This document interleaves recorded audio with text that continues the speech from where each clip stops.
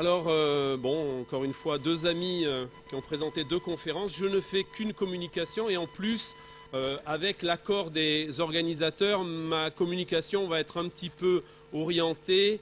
Vous allez vite comprendre pourquoi, dans la mesure où je vais essayer de présenter une contribution à la correction technique en crawl. Alors, je fais exprès d'utiliser des concepts. Je suis contre l'utilisation abusive du concept d'éducatif et j'expliquerai pourquoi.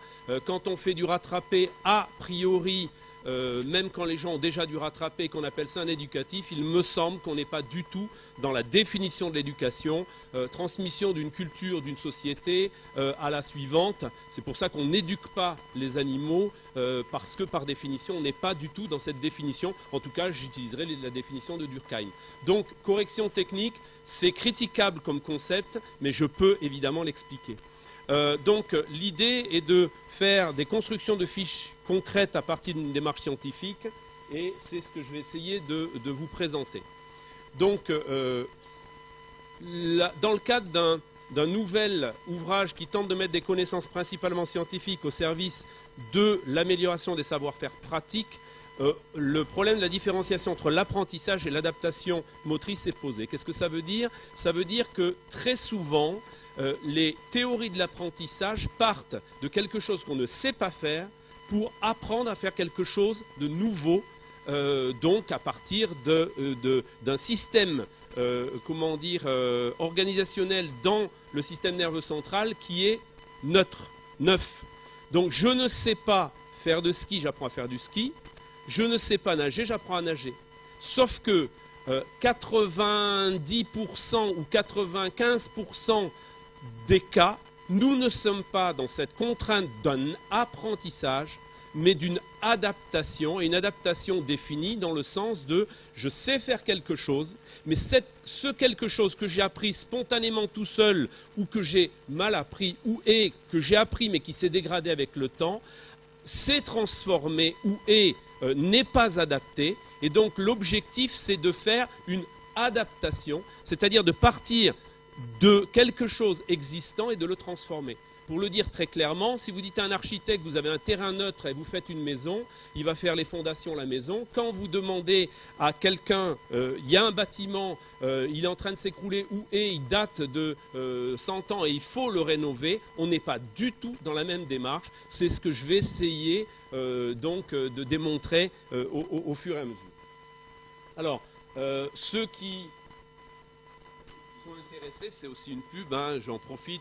Encore une fois, je ne suis pas invité comme conférencier, mais comme communicant. Et aujourd'hui, pour ceux qui ne le savent pas, mes fonctions de vice-président d'université, c'est pour ça que je suis déguisé à peu près tout le temps maintenant, font que j'ai un travail extrêmement administratif et heureusement que j'ai quelques ballons d'oxygène qui me permettent à un moment donné de penser autrement que réduire les budgets ou essayer d'expliquer aux gens de faire mieux avec moins de moyens et de régler les problèmes de conflits administratifs dans les universités, ce que je fais à peu près au quotidien. Donc ça, c'est un peu ma récréation. Je vais le dire encore autrement, c'est aussi que aujourd'hui, quand vous essayez d'acheter Cholet, approche scientifique, que vous allez sur Internet, vous le payez à peu près 80 € quand il était vendu, je ne sais plus combien, 30 il y a 15 ans, parce que voilà, c'est une pièce de musée et que c'est pas... Bon, ben voilà, donc j'ai essayé de recycler, j'ai essayé de reprendre, et voilà à quoi je m'amuse en ce moment. Alors, énormément d'ouvrages scientifiques s'intéressent aux apprentissages et quand on regarde j'ai fait une analyse un peu exhaustive, y compris au niveau mondial, chaque fois que je vais dans un pays, j'étais avec mes collègues en Australie il n'y a pas longtemps, mais je me balade beaucoup dans les différents pays, j'ai même des bouquins en chinois, je ne sais même pas lire le chinois, sur la natation, j'essaye d'en faire quelque chose qui me permet de comprendre un peu comment est transmise l'information dans les différents pays. Eh bien, je crois qu'on n'a aucune honte à avoir ici en France. On a des ouvrages bien référencés, bien organisés, bien structurés, mais souvent, ils s'intéressent à l'apprentissage. Je viens de dire que 95% des situations ne sont pas des situations d'apprentissage, sont des situations d'adaptation. C'est pour ça que j'ai réorienté un petit peu cette problématique. L'originalité de la démarche d'adaptation ou de correction technique, j'utiliserai les deux concepts et ça ne me dérange pas à un moment donné d'utiliser le concept de correction technique. C'est critiquable, je le sais, mais c'est volontaire.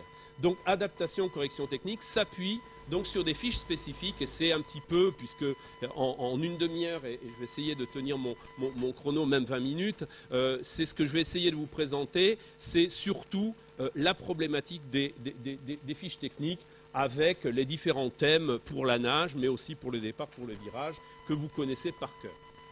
Alors, à quoi ça ressemble? Eh bien, dans cette problématique-là, il y a 130 fiches, des fiches d'apprentissage, parce qu'il faut quand même les intégrer, mais des fiches d'adaptation de correction technique sur la nage, il y en a 50, et sur le départ 25, sur le virage 25 et sur l'arrivée, j'en ai mis que 3, mais il me semble, on en a parlé un tout petit peu tout à l'heure, le travail par exemple mené avec des sprinters purs, justement dans cette problématique-là, s'intègre dans la problématique départ-virage. Alors, la méthode utilisée est donc la suivante, c'est que une fiche est un outil. Cet outil consiste en quoi? Eh bien, je vais dire d'une manière extrêmement simple, quand je fais un nouveau plat, tiens, la dernière fois j'ai fait une nouvelle, je sais pas moi, un gratin de courgettes et une raie, etc. Eh bien, j'ai acheté mon produit, je sais pas trop quoi faire, j'ai des livres de recettes. Et ça ne me choque pas d'aller chercher dans ma bibliothèque un livre de recettes, il y en a que je préfère par rapport à d'autres, et d'utiliser pour faire un plat un livre de recettes. Sauf que la première fois, j'utilise scrupuleusement les différents produits. Des fois, j'ai pas ça, je remplace pas. Et puis la deuxième fois, je fais un peu différemment. Puis la troisième fois, encore différemment. Et à la fin, j'ai plus besoin du livre de recettes parce que je sais faire. Eh bien, une des propositions, c'est on a avec un certain nombre une expérience, j'ai un certain nombre d'expériences. Et pour reprendre un petit peu la problématique antérieure, c'est que quand je m'en souviendrai encore donc longtemps, quand à Buffalo aux États-Unis, lors d'une compétition mondiale, j'ai un Italien qui vient me voir, entraîneur de Merisi, quand même médaille olympique, qui vient me voir en me disant « C'est vous Didier Chollet ?» Puisqu'on était, bon, avec ma casquette d'entraîneur à ce moment-là des équipes de France universitaires. Pour ceux qui ne le savent pas, Alain Bernard, donc je l'ai eu en stage et en compétition, donc en 2005, ils ont été champions du monde universitaire. J'ai eu Solène Figues à plusieurs reprises et Stéphane Caron 2 fois, en 85 pour les universiades de Kobe au Japon. La première fois que 2 nageurs nagent sous les 50 secondes, on était avec Michel Pedroletti à accompagner cette équipe. Et en 91, donc lors des universiades de Sheffield, donc pendant 22 ans, j'ai eu la chance de côtoyer un certain nombre de personnes. Et puis pédagogiquement, ceux qui le savent, j'ai eu la chance de côtoyer des Denis, des Dominique Maillard, Pelayo ou d'autres.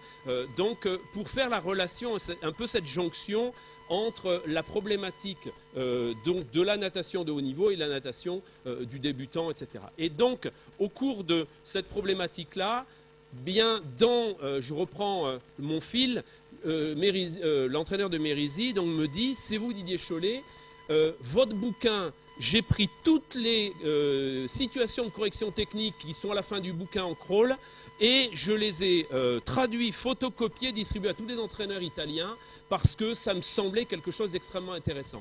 Ce n'était pas du tout pour ça que j'avais fait le bouquin, n'empêche qu'à un moment donné, ça m'a amené à y réfléchir. Donc l'idée, c'est quoi? C'est de construire des fiches techniques et on va voir qu'à un moment donné, mon objectif, avec le nouvel éditeur Amphora en l'occurrence, j'ai proposé des fiches en 2 pages. Et en disant une page sur c'est quoi, en gros, en quoi un défaut est caractéristique et qui est très habituel, on peut reprendre énormément de choses, et en quoi, voilà l'analyse que j'en fais et les propositions qui sont faites pour justifier, à partir des premiers chapitres du bouquin, évidemment, qui sont beaucoup plus scientifiques, pourquoi ça s'inscrit dans une démarche scientifique et quels sont les arguments scientifiques qui peuvent me permettre de faire ces propositions-là. Et donc, dans ce contexte-là, le problème, c'est que 130 fiches fois 2 pages, ça fait déjà 260. Comme j'avais quand même un chapitre d'une cinquantaine de pages, je ne sais plus combien, sur des références scientifiques, bah, ça ne passait pas. Donc, on les a fait en 1 page. Voilà pourquoi. Alors, la fiche, elle est composée de 2 parties. Une partie de l'analyse technique, c'est identifier en quoi par exemple, je ne sais pas moi, un croisé où est en quoi telle problématique ne correspond pas à quelque chose d'adapté par rapport à la situation normale en situation de natation, comment on l'évalue, comment on peut le classer. Alors je me suis amusé à faire des tableaux, est-ce que c'est facile à voir ou pas? Il y a des choses qui sont très faciles à voir. Un enseignant qui se balade au bord du bassin voit très bien un bras tendu, des croisés, etc. Par contre, ce qui se passe sous l'eau, ça se voit quand même un peu moins bien. Or, les choses spécifiques de la natation, c'est plutôt sous l'eau que ça se passe qu'en surface. Et on voit beaucoup trop de gens qui manquent d'expérience ne corriger que des choses qui se passent et qui sont moins importantes. Donc, est-ce que c'est visible? Est-ce que c'est important ou pas? C'est-à-dire, est-ce que c'est pénalisant au sens d'un problème? Il y a des problèmes qui n'en sont pas, hein, des doigts écartés, des choses comme ça. C'est franchement pas fondamental. Par contre, il y a des choses beaucoup plus importantes que ça. Est-ce que c'est, comment dire, facile à corriger, par exemple? Oui ou non? Il y a des choses qui sont très difficiles à corriger, d'autres qui sont beaucoup plus faciles. Pour le dire très clairement pour les enseignants, eh bien, quand j'ai une classe, malheureusement, je ne vais pas prendre le choix de corriger tel type d'adaptation. Pourquoi? Eh bien, parce que j'ai un seul élève qui a ce défaut caractéristique, et bien tant pis pour la classe, je vais prendre la majorité, ou et ça, il faudrait des séances et des séances pour le corriger, donc je vais plutôt utiliser une autre modalité. La démarche de remédiation, elle est composée de structuration. Quelle est la stratégie générale? En gros, c'est quoi la logique qui m'amène à vous faire des propositions? Quels sont les exercices correctifs pratiques? Alors là aussi, la notion d'éducatif versus exercice, moi ça ne me pose pas de problème d'utiliser ce type de concept. Critiquable, je sais, mais j'ai des arguments pour les défendre. Quelles sont les consignes qu'on peut donner aux nageurs? Comment, à partir de la situation, eh bien, tous les élèves ou tous les nageurs ne répondent pas de la même manière, eh bien, comment on peut simplifier cette situation pour l'adapter au cas difficile ou comment au contraire, quelqu'un qui est capable très rapidement, je dirais, de s'adapter, eh bien, comment on peut lui proposer de la complexification. Et puis, je vais dire une chose, là je vais prendre une petite minute par rapport à ça, c'est la notion de stabilisation. Je rappelle que très grand nombre d'enseignants amènent des élèves d'un niveau 1 à un niveau 2, et quand ils les reprennent l'année d'après, ils les reprennent de nouveau au niveau 1. Pourquoi? Parce que ce qui compte, ça n'est pas seulement un apprentissage, mais c'est aussi la stabilisation des apprentissages et les capacités d'utiliser les nouveaux acquis dans des situations stabilisées. Donc la notion d'automatisation qui a été un peu critiquée tout à l'heure, et là je voudrais me situer, Denis s'il te plaît, par rapport à la notion d'automatisation, je ne le définis pas exactement dans les mêmes modalités que toi, dans la mesure où l'automatisation, c'est la capacité de faire sans être obligé de mettre le système cognitif en place. Ça veut dire que je suis capable de le faire en pensant à autre chose, et ça nécessite évidemment des systèmes de contrôle qui ne sont pas du tout les mêmes. Et donc, tant qu'on n'a pas stabilisé ces acquisitions par une forme d'automatisation, eh bien, on n'a pas acquis, de mon point de vue. C'est effectivement la référence à Jacques Paillard, qui était un de mes maîtres avec Cato ou d'autres, pour montrer justement qu'on n'a pas fini un apprentissage alors même qu'on croit que la situation a été bien réalisée. Enfin, quel est le matériel éventuellement utilisable? Alors voilà à quoi pourrait ressembler, hein, c'est une proposition d'éditeur, mais ce sera malheureusement en noir et blanc pour pouvoir vendre les bouquins pas trop cher. Donc ce ne sera pas exactement comme ça, mais ça ressemblera à ça. Et je vais essayer, dans les quelques minutes qui sont les miennes, c'est l'exemple que j'ai mis dans le résumé, qui est déjà repris et qui sera évidemment finalisé, puisque je rends le manuscrit dans quelques temps. Et à partir de ce manuscrit, évidemment, on va améliorer tout simplement tout ce qui est... donc tous les dessins vont être refaits, etc. Donc l'idée, c'est quoi? C'est l'identification.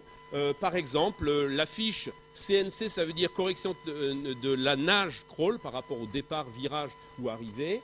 Et la fiche 44, pourquoi? Parce qu'elle s'inscrit dans le thème 6, réaliser un retour de bras efficace et économique. Et la fiche 44 concerne l'entrée de la main croisée ou trop latérale. Donc à l'origine j'en avais 100 et puis bon il a fallu réduire un peu. Donc il y avait une fiche sur l'entrée latérale, une fiche sur l'entrée croisée, j'en ai malheureusement fait qu'une. Bon, et donc par rapport à cette logique-là. Alors, à quoi correspondent les thématiques que je vous ai présentées tout à l'heure?